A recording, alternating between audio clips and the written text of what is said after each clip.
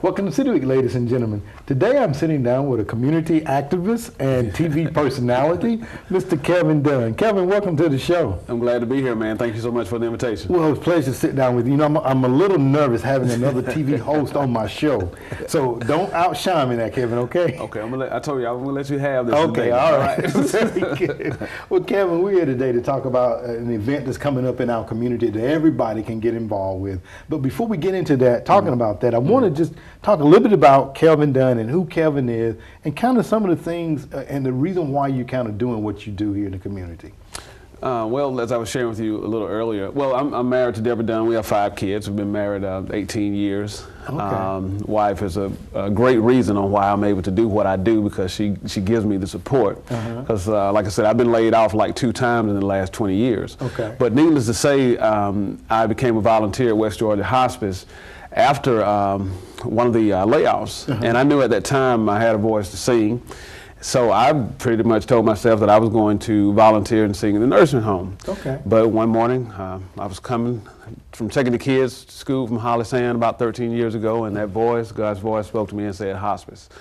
And so I was in shock. I knew that was something that I did not want to do because, number one, the only thing I thought, and which everybody else think, that people actually go to hospice just to die and that's it. But that's not totally the case. Right. But anyway, after a couple of confirmations, I made the call and found out what I needed to do to become a volunteer. So I've been singing there once a week, every week for about the last 12 years. About 12 years. Yeah. I'm sure it's been a blessing both ways for you and for the recipients to hear you singing there as well. Exactly, because I never knew what the overall picture would be, and I never knew what even would come out of it. I just knew I just needed to be obedient to the voice of God and to be a part of this. And I've heard that a lot of people have been blessed by it, and I've been blessed because anytime we're all we were put here on earth to serve. That's right.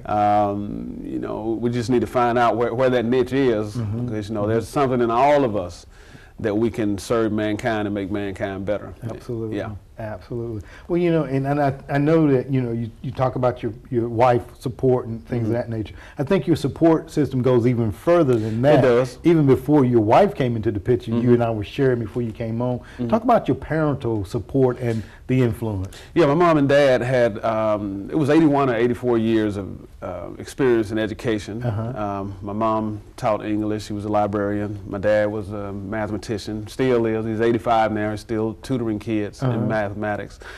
I saw they just gave back unselfishly, and me growing up in the household at that time, it really didn't mean a lot.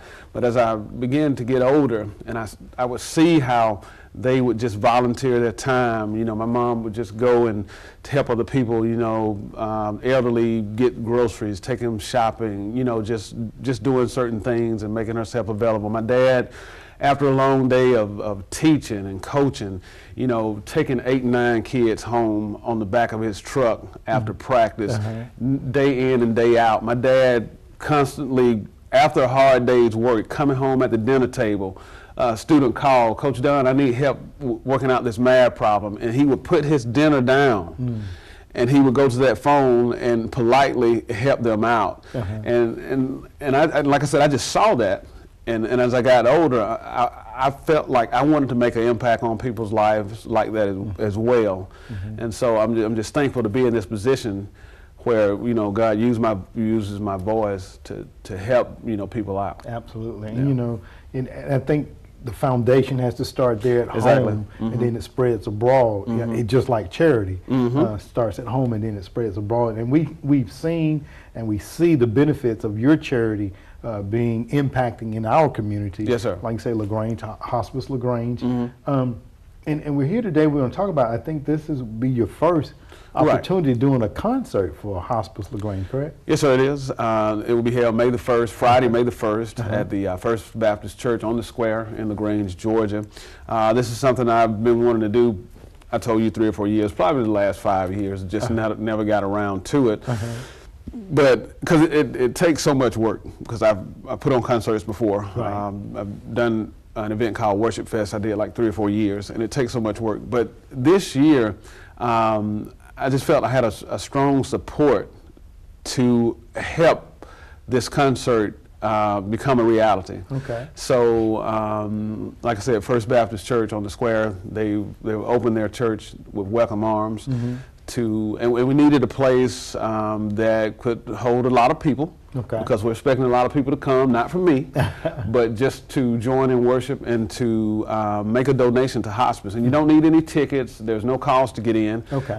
We're just midway through the concert. We're just going to take up a general offering, and all of the offerings and proceeds. Anybody who would like to make donations, they will actually go to West Georgia Hospice. And if anybody's writing a check, make the check out to West Georgia Hospice. Okay. Well, very good. And First Baptist on the square, but I understand, and you're going to be the featured artist there, but I also understand that there will be a combined choir. Talk about that. Like I said, the event is called A Night of Worship and Unity. And churches, we know churches are one of the most segregated places in the world. We can work together, we can go out and eat together, but we just don't get the opportunity to fellowship together. Right. So what this does, it allows different churches to come and fellowship together. I'm a member of Pilgrim Baptist. Our choir will be a part of the choir. Some members at First Baptist on the square will be a part of the choir. Faith Baptist, some choir members will be a part of the choir. New Community will also have some members. And I'm waiting to hear back from a couple other churches. So it will be a combined choir who will be assisting me in singing, with me doing the leads on most of the songs. So it's an event that's going to, and even in that, a lot of churches, if you're really committed to your church, you really don't have chance to go fellowship with other churches. So what this does, this gives you an opportunity to fellowship with some other churches. So we're just inviting everybody to come out, regardless of your race, denomination, it doesn't matter. We're just coming together. We want to worship two things: worship God, and we want to make a donation to hospice. Absolutely. Yeah. You're talking about that, and as you were saying that, I know a lot of times, my church, I go there every Sunday, and we're a mixed congregation. Right. But, we travel out sometimes to other churches, but to go and visit other churches sometimes, like you say, when you're there and you have your set schedule, or you an assistant to the pastor or whatever, you very seldom get opportunity to go and visit others. And I think that's great. So the combined choir, so if there was someone that was listening today, Kelvin, and they're part of a choir or a singing group, or just wanted to be a part of the choir combined, how can they get in touch with you to do that?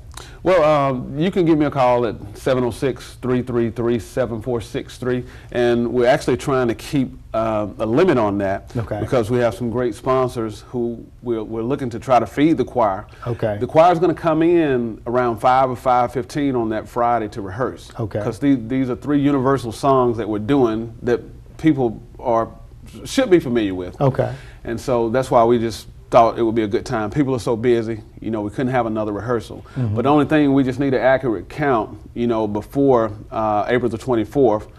Because we plan on, like I said, giving some of the choir members some a light repast. And we've also had some sponsors to help us out. Charter Bank has allowed us to have this event on billboards. Photos by Tiffany, Hog Heaven and Strickland Hamby, a lot of people who are sewing into this, so this event can get the exposure that it needs. Very good. Yeah. Very good.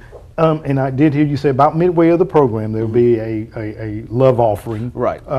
Do you have a projected goal that you like to reach? I have a projected goal, and like I said, I'm one who believes in God, and I expect a lot. So I'm looking at donating hospice anywhere from $7,000 to $10,000. And so, you do the math. If we can get at least 1,000 people to come, and I don't know the correct figures, but it was a figure of around $10 or $15 base.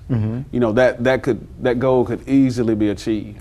If, not telling you what to give, but but that's just a basic minimum of like 5 or 10. With $10 or $15, where if 1,000 people came, that goal could easily be reached. Absolutely. So Kevin, and this is the first. This is the first. This is the first, and we know already it's going to be a success. Yes, sir. Because I know how caring and how giving the citizens of LaGrange are. Right. So this is the first. What do you see on the horizon for the future? Well, I would like for it to be somewhat of an annual event, and to get other artists involved who are passionate, about ministry, who's passionate about hospice or whatnot, and maybe get to the point where bring in some national recording artists to be a part of this event.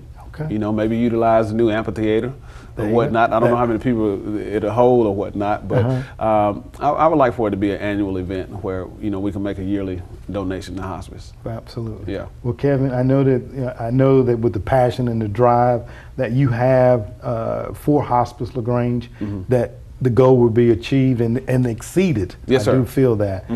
So, I'm very thankful to have you on the show today to talk about this, and definitely we will do all that I can do to support it as well. And man, I appreciate it. Avenues to expose it. That's great, because that's what it takes. Sharing with the people. Absolutely. On what is actually going on and making them aware and how they can participate. Absolutely. Well, Kevin, thank you very much for being on the show today. Thank you so much too, man. Right. I appreciate it, man. Yes, sir. All right. Ladies and gentlemen, stay tuned. We're back for more City Week in just a moment.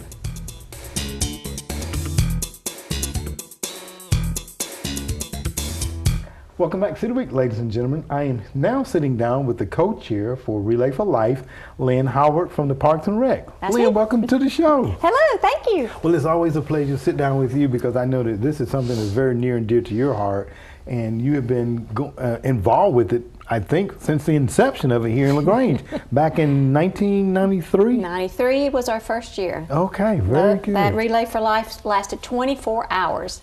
Oh my, okay. Then when I came along, actually was in 2007. So I started my relay, and it was 12 hours long. 12 hours, Yes, okay. and we started a Troup County team, city team, a lot of schools, a lot of LaGrange College. And this year we're going to change it up, and we're only going to do 6 hours. Okay. 6 p.m. to midnight. All So right. we got a lot of stuff to cram in. That's right. But we hope we get it all in there and have a great time. Absolutely. Let me ask you now, why when 24 hours, 12 hours, now it's down to 6 hours, why has the hours been cut? I think they're testing it with Relay to see if people will stay the whole time. Okay. When it was 24 hours, the first couple of years, everybody stayed, but then people started packing up and going home. Then the Okay. 12 hours. So then the same thing happened there. Everybody would stay because they were so excited. Right. Then it was only 12 hours, I can do it. But teams started leaving again. Okay. So we're trying it again this way to see if 6 will do. 6 would, okay. Yeah, but Well, it's very going to, like I say, we're going to have to cram a lot of A lot of stuff stuff in there. That's Yeah. right, absolutely. And I know that, tell them about the date and where it will be held. Okay, April the 24th. That is only 9 days away. That's right. I know. Yeah. It starts at 6 p.m. It is at Whitesville Road Track, which is now called Chris Joseph Track Complex. Okay. We're very proud of that. And it's going to run 6 o'clock. We'll probably get out there around, we have to have our tents up by 4 o'clock. So Okay. everybody can be ready and by 6 o'clock for it to start. Right. Okay. Survivors are still coming in at around 5, and they'll still have a survivor lap at 7. I have a tentative schedule I can put out for people to see. Okay. We have 7 o'clock will be the start lap for the survivors. We want all survivors to register, even if you're not going to be able to make it that night, because we want to know how many survivors there are in Troup County. Absolutely. We estimate that there's about 180, but only 91 to 100 have registered that we Okay. know of. And so I want to put the word out there that for everybody to register for us, okay? Well, very good, very good. And it's all for a very worthwhile cause, Lynn. And this year I know that you all have a theme Yes. that kind of resonates with Yes. the longevity of it. Yes, this year, 2015 is actually 30 years that Relay's been going on nationwide, all over the place. And so it started in 1985. So the theme is 30 years strong. Okay. So we're sort of heading that up with 30 years strong, celebrating in the 1980s. Okay. So all the tents are going to decorate with the 1980 theme. Okay. So some ideas are the 1980s look, the song Walking on Sunshine, Cancer Busters, the Ghostbusters, the song Just Beat It. Pac-Man is very popular. Oh, maybe 6/10 are doing Pac-Man. Pac-Man, okay. Sink Cancer Under the Sea was in The Little Mermaid. Okay. Indiana Jones, Rocky. Okay. So all of these singers from the 80s, I can't wait to see if they're really going to sing. Right. Let's see, Sweet Memories, Cabbage Patch Kids, that came out in the 80s. So see, Okay. we've got all kinds of, Rubik's Cube, Yes. is that how you say that? Rubik's Cube, yeah. They're going to decorate their tent with stuff like that. Okay. So that's a very good, they're really excited about it. The theme is the 80s because we're celebrating the year's 30 years. 30 years, very good. If there is a team that wanted to register as we get ready to close out, can they still register now, Yes, Lynn? yes. Okay. How can they do that? We have a website, All right. relayforlife.org/troop GA. Okay. All right. Well, very good. And I know that you always have a goal set. Yes, we have a goal. every- 100,000, of 100,000 course. is your That's goal. my number, 100,000. Okay. But I pulled up the website, and we have today $63,500. Oh, man, so that's we're really exciting. excited. We have Absolutely. 50 teams. That's the most teams we've ever had. 50 teams. 50 Great. teams. Great. And I want to mention this right quick. We have a $10,000 sponsor, West Georgia Health System, this Very year. good. Gave us $10,000. $10,000. Very good. Well, Lynn, very worthwhile cause, and they have the right co-captain, co-chair for the program every Thanks. year, and that is you. Thanks. And we just know that the community is going to come out. $63,000 is going to be $100,000 before you In know it. no time. In no time. So again, April the 24th, Friday, at the Chris Joseph Tracks Complex. 6 p.m. 6 p.m. to 12. So come out and enjoy. You'll see Lynn there and all the 80s themes that will be taking place. Yes, it'll be fun. It will It'll be a lot of fun family night. Absolutely. Lynn, thank you for coming on the show. You're welcome. All right. I enjoyed it. Thank you. Ladies and gentlemen, stay tuned. We're back for more City Week in just a moment.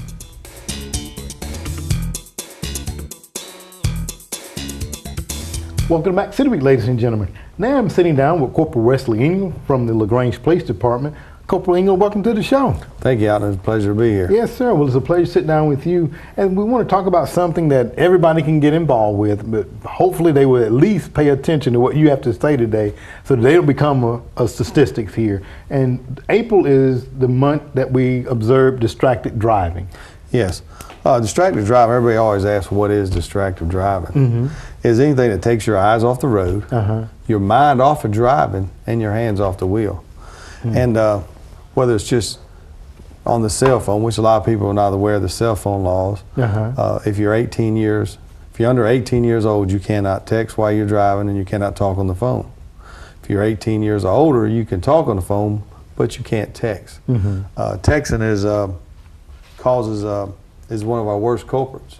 People texting and driving. And actually, according to the National Safety Council, it increases your chance of being involved in a collision or accident 23 times. 23% higher chance Yes. of you being in an accident if you're texting and driving. And why do you think, Corporal, and I know the answer to it already, just want to ask, why do you think, even though we have laws, why do you think most of us still do that? I think it's they're so busy in their life and so much is going on that they're in a rush or don't really think it's that much of a harm. But you know, when and texting, and then the biggest thing with texting is people getting consumed in that conversation, that it takes over what they're doing, their task. They're not concentrating on driving. Now they're concentrating on that text or, concentrating on that phone call. That's right. And some people talk with their hands, and look around and stuff like that. And if you have a blowout and you got one hand on the wheel, and it's a front blow, if your front tire, it can be kind of hard to control that vehicle. Absolutely, absolutely. Now, and I know that texting is one. There's other distractors that people need to be aware of. And I think texting is number one, correct? It is. Talk about what some of the other distractors that we. that you The notice. top 4 distractions are you're looking at a map or something on the side of the road, even reading a sign while you're going down the road. Audible distractions, playing your music too loud or carrying on a conversation with somebody. Some people get so involved in the music. Some people really get too involved in the conversation they're having with somebody because, instead of driving down the road, they're looking over like I am you, talking to the person in the conversation.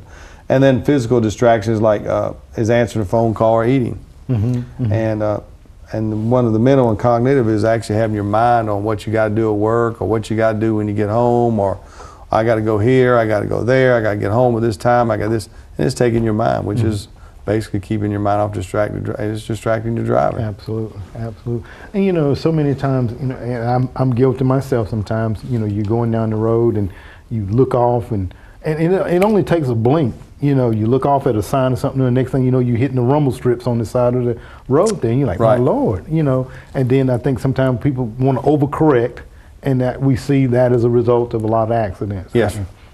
And people get, they get consumed in a conversation or the cell phone, people's missed their turn or had to slam on brakes because they realized where to come up on the road. It actually gets it quicker because your mind's not on driving, it's on what you're doing. That's right, absolutely. So the advice that you would offer our general public as far as Distracted Driving Month goes, what would that be? Is try to put away them distractions. And you know, driving a car is like doing surgery. I mean, you need to concentrate. You know, several years ago you didn't have as many cars. I mean, if you stop and figure, if you have a family of 4 and most of your mother and father's work, and the teenagers are, one might be in college, one might be a teenager, you usually have the car, you got 4 cars. And that's average. And you figure there's a lot more cars now if you go down any given time, whether it's Vernon Road or Morgan Street or the Parkway, and around 4 or 5, New Franklin Road, there's traffic everywhere. It's backed up. Absolutely. And people get frustrated because they can't make that light, or it take them a little bit longer, you know. If you've had a bad day, just sit in the parking lot and relax a few minutes. Sometimes if you sit and wait a few minutes, you might be avoid the traffic that you're going. And you know, if you want to look at your phone or make some phone calls before you leave, them few minutes that you sit and wait might prevent you from being stuck in the traffic. You might actually catch the tail end of the traffic. That's right, absolutely. So, absolutely. You know, I think so many times, you know, as we get off from work or we're leaving the gym or we're leaving whatever event that we're leaving, we just have one goal in mind, and that's getting home or getting to our job or whatever that case may be. And like you say, we're so busily consumed with various things that we don't pay full attention to what we need to be, and that is the task at hand at that point, if it's driving, you know, to pay full attention to that. you know, back, you know, when you didn't have cell phones, if you had to make a phone call, you had to what? You had to wait till you got home. Go home That's or right. pull over to a phone booth. That's right. So you're not driving, you'd be actually can carry on the conversation. That's It's right. not affecting your driving. But now, you know, which the cell phones are wonderful. Like if you're on a road trip or something and you break down or something, or if you need, you know, AAA to tow you or somebody to tow you, or if you're involved in a wreck, you can call the police, or Right. or if you observe people driving bad, you can call, stuff like that. So they are very useful. Yes. But Yes. Talking about driving, and I know that the police department, and I know that there's 3 certified defensive driving instructors, and you being one of those, and Yes, sir. Sergeant Armstrong being another, and also I think McCoy. Yes, Marshal Sergeant McCoy. Talk about that and how people, the viewing audience, and especially our younger folks, can get involved with that. Well, we teach a defensive driving class as say, like, you know, somebody has a spotless driving record and they want to retain that. They go through the court system with the solicitor. It's a 6-hour course.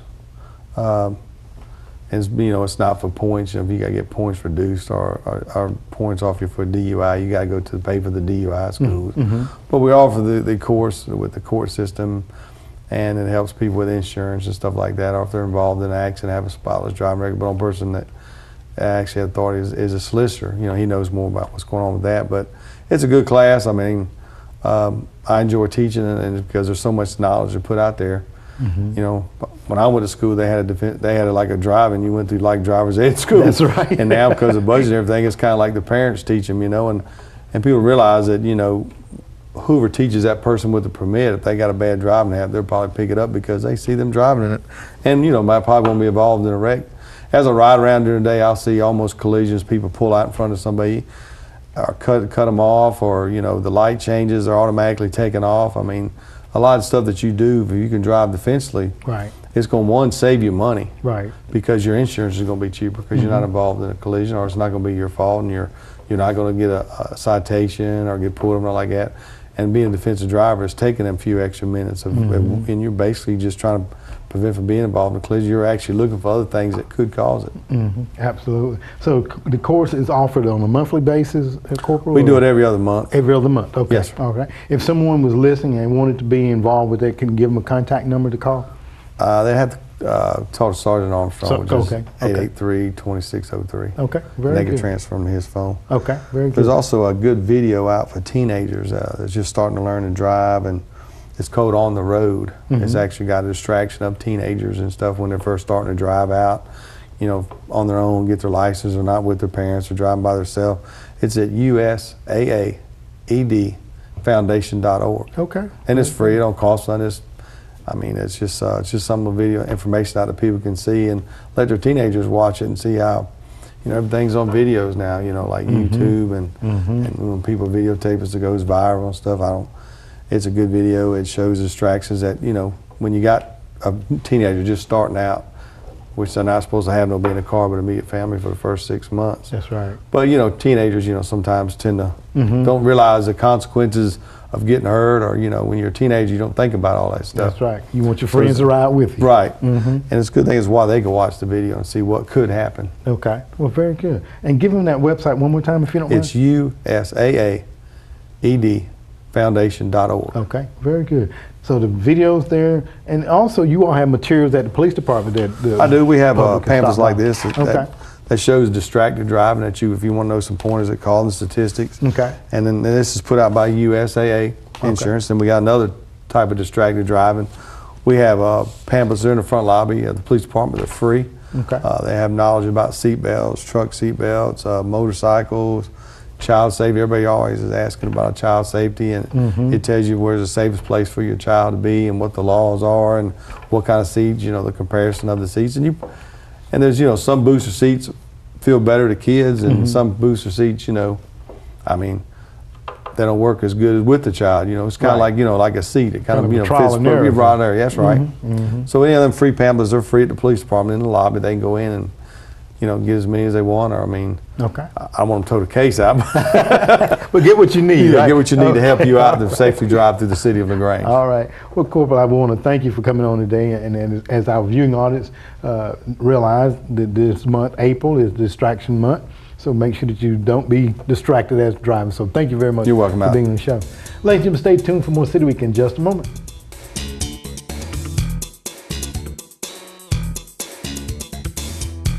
Ladies and gentlemen, thank you for joining City Week this week. My guests have been TV personality Mr. Kevin Dunn, as he talked about the upcoming benefit concert for Hospice LaGrange that will be taking place on May the 1st, 6:30 at First Baptist Church on the Square. So make sure that you come out and support this very worthwhile cause in our community. Also, I had on from the Troup County Parks and Recreation, Lynn Howard, the co-chair of the Relay for Life for this year, as they celebrate 30 years strong. That will be taking place on April the 24th out at the Chris Joseph Complex on Whites Road. So again, come out, general public, and support this very worthwhile cause. And lastly, ladies and gentlemen, I had on from the LaGrange Police Department, Corporal Wesley Engel, as he talked about Distracted Driving Month, which is this month. So make sure that you don't fall a statistic by being distracted while driving. Ladies and gentlemen, I hope that you've enjoyed all of these interviews, and as always, I want to invite you back for more of City Week.